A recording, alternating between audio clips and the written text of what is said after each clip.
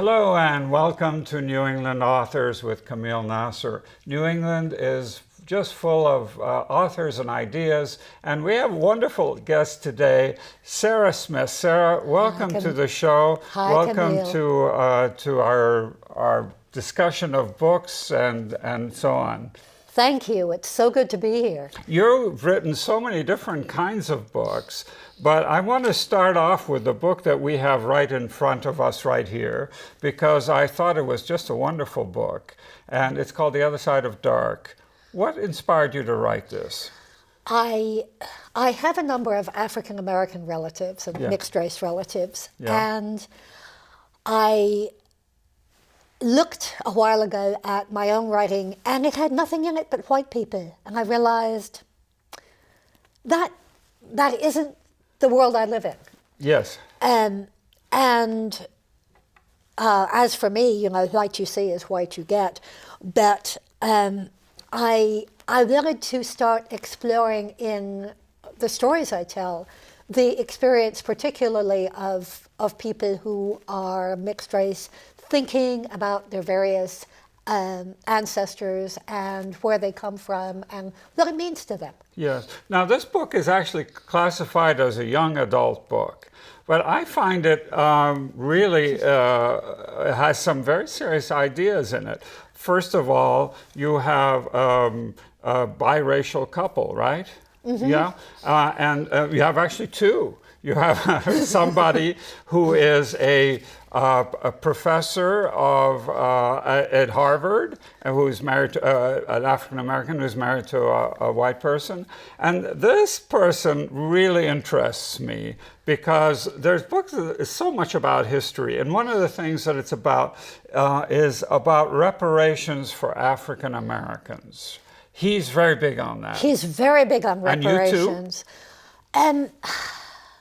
I think my opinion is less important, but yeah, here we were treating African Americans like property for 300 years, right. And that has affected people. Oh yeah. And there's no way not to recognize in whatever way is appropriate, that has affected you, that has affected me, that's affected our relationship. Yes, but I had another guest on the show who said, brought up the point that it was the government after slavery, the government kept suppressing African Americans through various laws, especially around housing. And yes. So it's more than just reparations for slavery, wouldn't you think? Yeah. How would, now, I agree with you.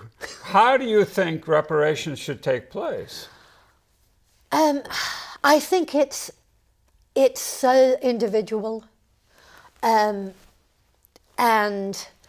my character talks about financial reparations, which are sometimes entirely appropriate. But my principal characters, the two, the 15-year-old and the 16-year-old, for them it's more personal. Yes.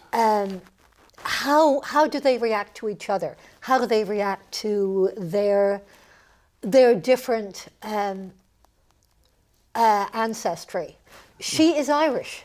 That's right, yes. And there was a great deal of prejudice against the Irish as Absolutely. well. No Irish need apply in Boston. Yeah. And so she's looking at a history of being really very poor, and it having gone on to the present day. And he, who is mixed race, is very privileged. Yes, that's right, he is. And very, very well educated. Yeah, there's so much about New England in this story. I really love it. And one of the things is Thomas Perkins, who started the Perkins School for the Blind, right? Who helped to start the Athenaeum. That's right. Yeah, who they have to name who as had a well. great deal to do with the founding of the Museum of Fine Arts. Yes. A great man in many ways. Yes, and I really respected the Perkins School for the Blind. I had something to do with them at one time, and I didn't know his history.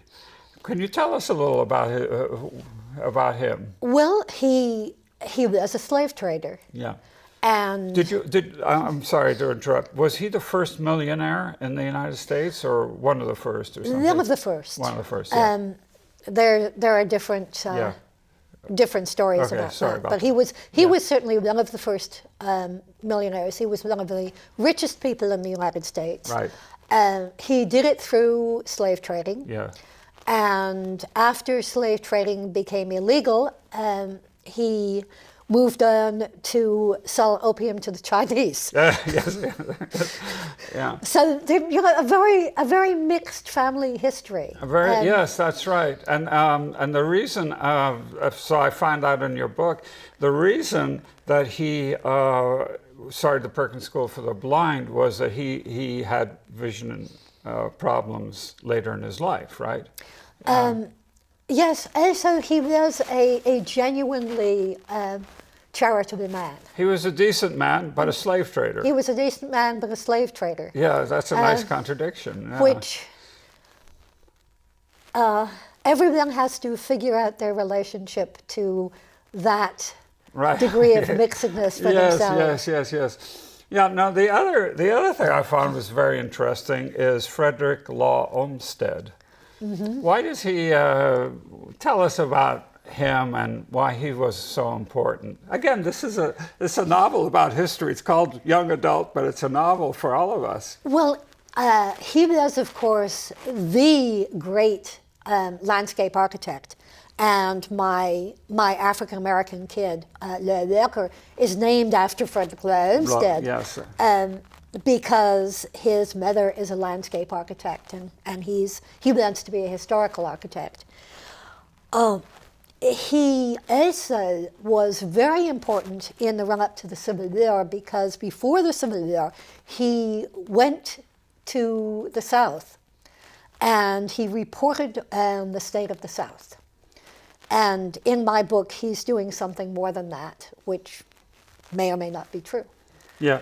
Okay. So he designed part of Boston. Yeah, he designed the Emerald Necklace. And he designed Central Park. He designed Central Park. He designed Prospect Park. Mm-hmm. Just, he brought together a lot of what makes the American idea of landscape. Now, how does Perkins and Olmsted interact in this book here? Well, the Perkins family gave a house called Pine Bank Right. to Olmsted because he rented it as part of the Emerald Necklace. Yeah. And Pine Bank, which had an extremely checkered history, was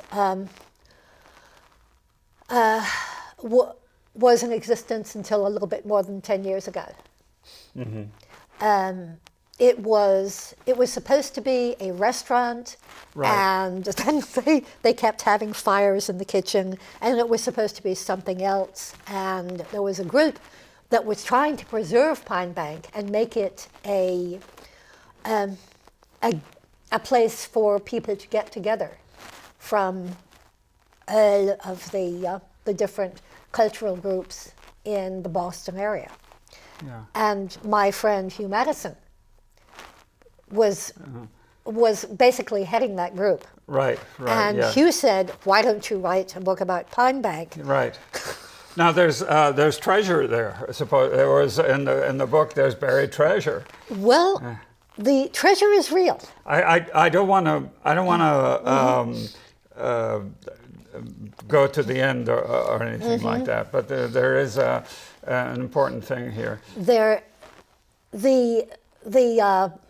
Perkins bequest is a real thing, and nobody knows what happened to it. It was about $500,000 in the 1840s, which is now something close to $50 million. Right. And when Perkins was an extremely old man, he divided his fortune into three. Yes.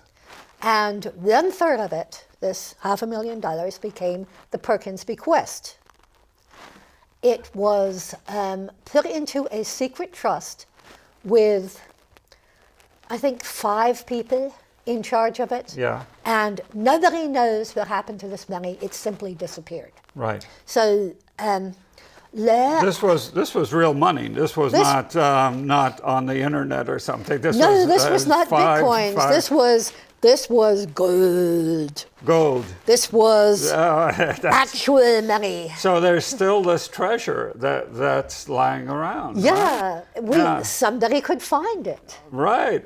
Yeah. Well, that's good. Now, there's another aspect to this book, is that the Irish girl. Katie Mellons, yeah. Yeah, she's slightly traumatized, right? PTSD. She's more than a little traumatized. Right, because, tell us, and she sees ghosts, she draws dead people, and yeah, go ahead, tell us. Yeah, her father died, her mother died. Her mother died just a year before the story opens. And now she sees ghosts. Now every once in a while, walks past someplace and she sees someone in the process of dying, and she has to draw it. Yeah. And then one day she's going to someplace, well, it's the anniversary of her mother's death. She goes to someplace where she's sure nothing horrible has ever happened. Mm-hmm. And it's Pine Bank. And this kid comes up to her and starts talking to her. Yeah. And she starts drawing him, and she draws him with a fire behind him. The house is on fire. And only then she notices that George doesn't cast a shadow. Yes. George is a ghost. George is a ghost, right. George is a delightful ghost. Yeah. George sort of came to me with Down syndrome, and I thought it was interesting for a ghost to have Down syndrome. He's a perfectly good person. Yeah. He just is a person with Down syndrome. Anyway, I think this was a very positive book, and I'm really happy I read it. And I just want to take a quote from it. The house we build must have room for all, for we are all inevitably and indelibly linked, intertwined. That's such a beautiful quote, and that's something that you believe is something you walk away from. African Americans, white people, we're all like intertwined, aren't we? And we have to aim toward that goal. Because Katie can see ghosts, she can see what happened to some of the people that Thomas Handyside Perkins imported into the United States. And what she sees is that people all around her are those people. All the people, yes, that's right. She sees in the historical sense there. So, we are living this past. We are living the past in the present. We might as well see it because it's there. Mm-hmm. Well, we're speaking with Sarah Smith. This is New England Authors with Kameel Nasr. And Sarah, I want to talk about another book that you wrote, which is really fascinating. You must have done a lot of research for this. It's about Elizabethan masks, about Shakespeare. It's about the Shakespeare authorship controversy. That's right. Which made me very unpopular in certain circles. Right.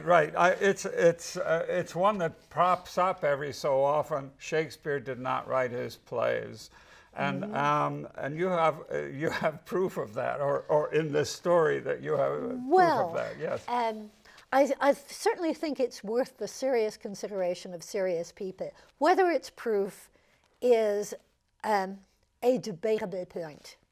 What happened was a friend of mine, Joanna Wexler, was absolutely sure that Shakespeare didn't write Shakespeare. And she said to me, as people say to writers, as you know, why don't you write a book about this? Yes. The Shakespeare authorship mystery. And I had gone to a good school, and I said, Joanna, There is no mystery. Shakespeare Shakespeare. wrote Shakespeare. Yes. So Joanna had been the beauty editor of Vogue and let no grass grow under her feet. So 5 minutes later, there draws up at my door a taxi, and the back seat is stuffed with bags of books. Yeah. Joanna says, do a little reading.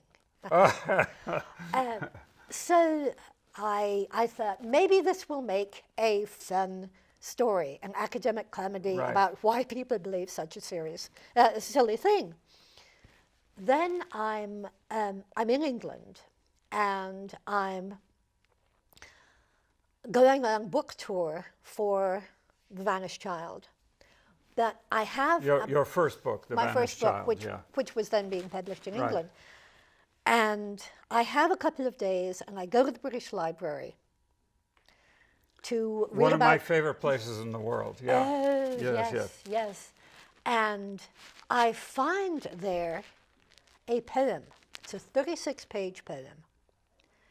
And golly, does it sound Shakespearean. So I Xeroxed off this thing. It had no title page, and I didn't know how old it was. Yeah. So I take it home, and I'm convincing myself that it's very Shakespearean. It has Yeah. run-on lines. Anybody who's seriously interested in this can read it. Yeah. Read about it in Chasing Shakespeare's. And there are 2 copies of it, it turns out. The other one has a title page. Yeah. The title page is too early for it to be Shakespeare. You cannot leave this sort of thing on the floor if you're a writer. You say, oh, well, that would happen if my boy Joe Roper, who is absolutely convinced that Shakespeare wrote Shakespeare, Yeah. discovers this poem. Yeah. So, yeah, And that's all right. sorts of things happen, including some other discoveries. That But in this story, actually, there's a whole bunch of documents that are donated to Northeastern University, right?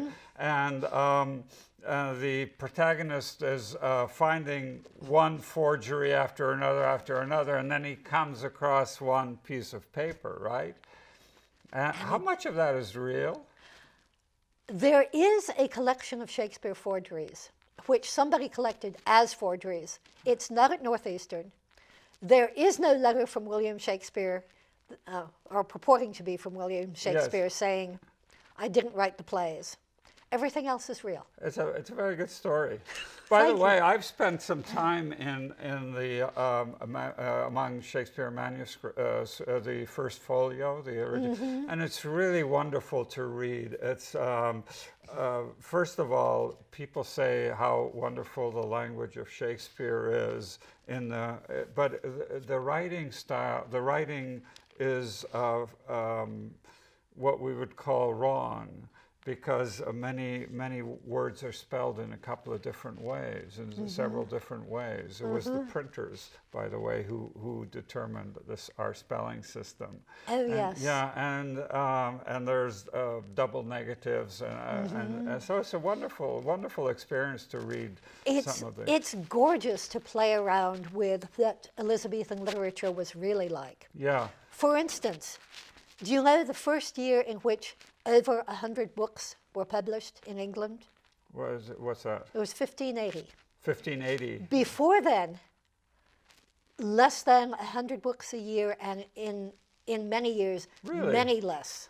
But printing came to England around 1500 with Canton, right? Caxton, yeah, Caxton, around yes. 1500. But Yeah. books were so expensive. Yes. Just And 100 a year. libraries were so small. Michelangelo owned 6 books. Right. Yeah. Shakespeare, William Shakespeare of Stratford, as far as we know, didn't own any books. Just as an aside, everybody knows I about love the stuff like Gutenberg Bible. It was one of the first books published, and it was very controversial because a lot of priests didn't want people to read the Bible. They wanted to control Wasn't it against the policy of the Catholic Church Right, for exactly. anyone to own a Bible? Unless they were a priest? So you're a New England person, right? Yeah. Yeah, and you kind of celebrate New England in your books and all. Tell us about some of the other writings that you have. Well, the most recent book, which is being sold even as we speak, so wish me luck, Yeah. is about the Titanic. Yes. What I like to do is to go into a historical place and time and find the story within the story, like the story of Boston and slavery Yes. within the story of Thomas Andyside Perkins.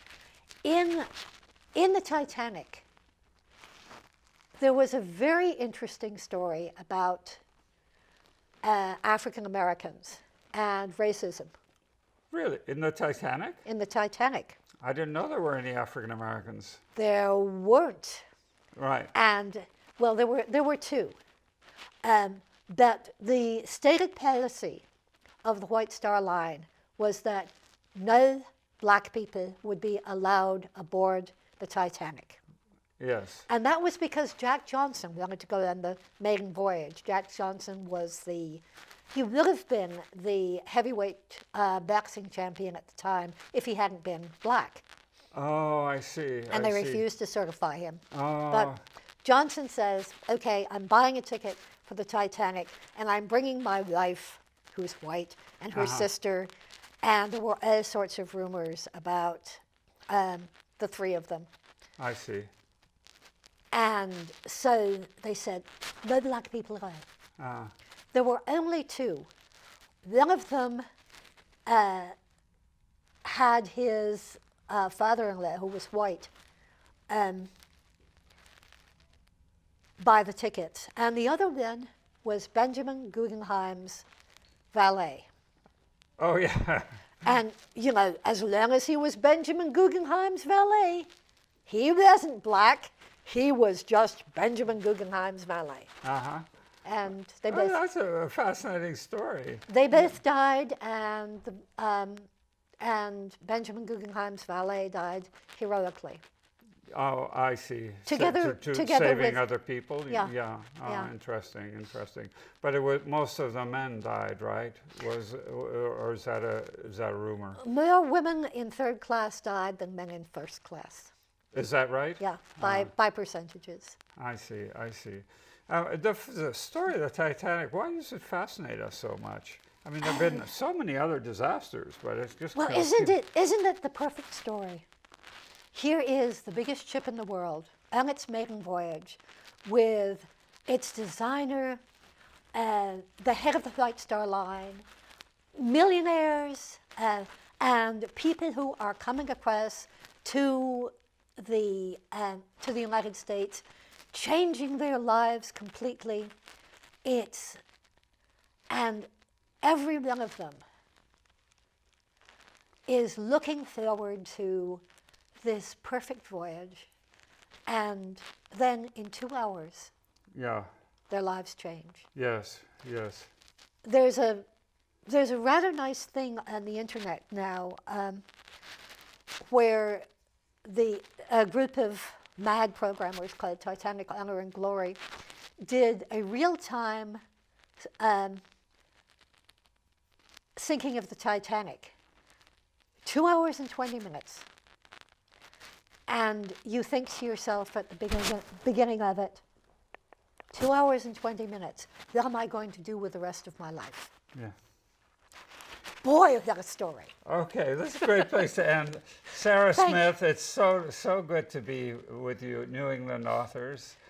Kameel, thank you so much. It's a pleasure to be here. Yes, thank you. And we're talking about New England, and we're talking about books and literacy. Bye.